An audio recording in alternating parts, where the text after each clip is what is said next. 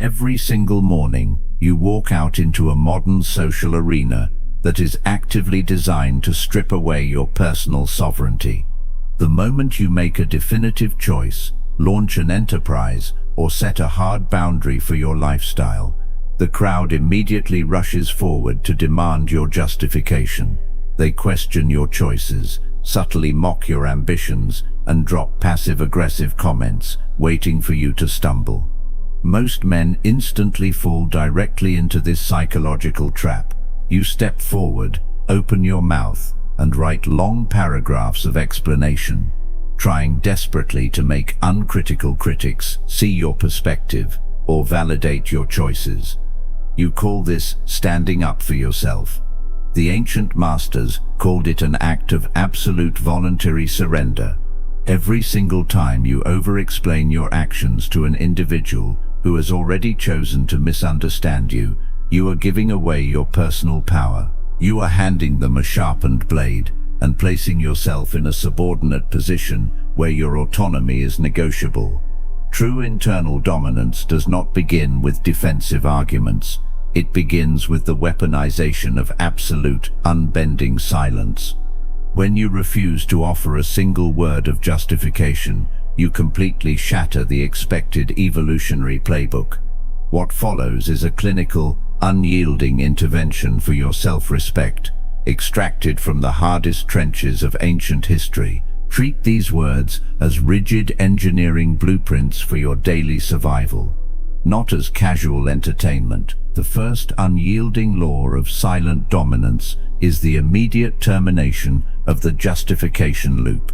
When someone approaches you with a manipulative question or attempts to force you to defend your personal path, your default mechanical reaction must be to offer zero verbal ammunition.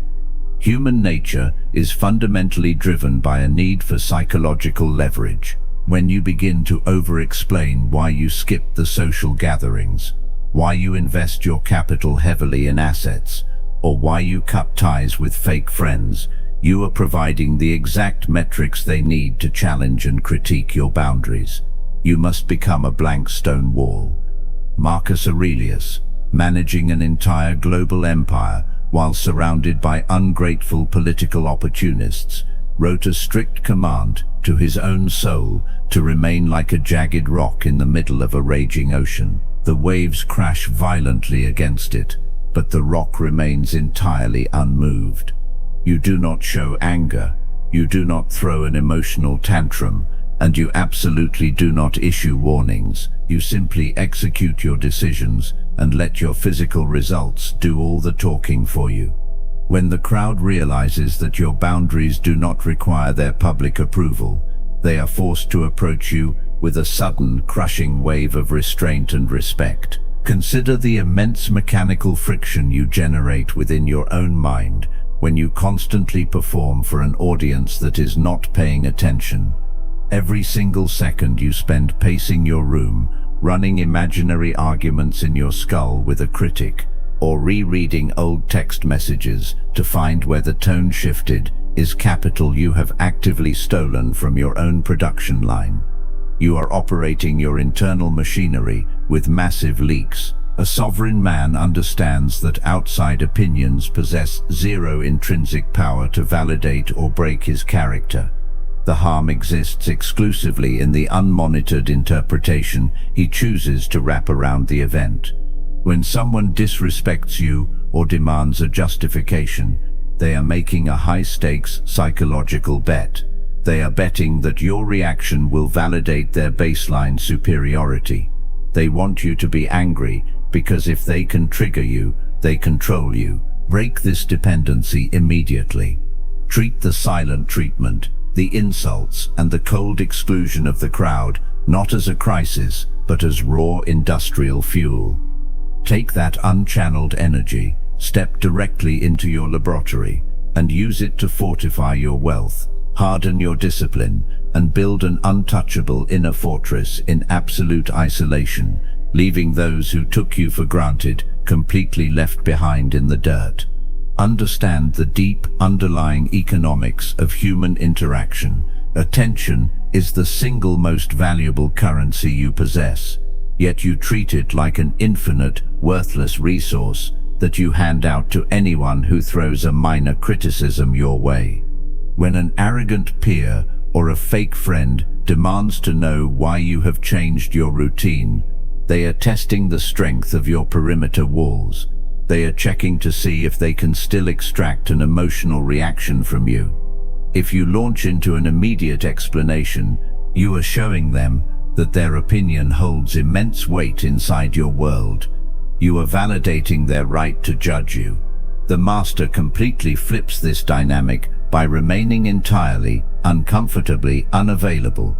You do not explain your layout, you do not detail your strategies, and you offer no apology for your absence.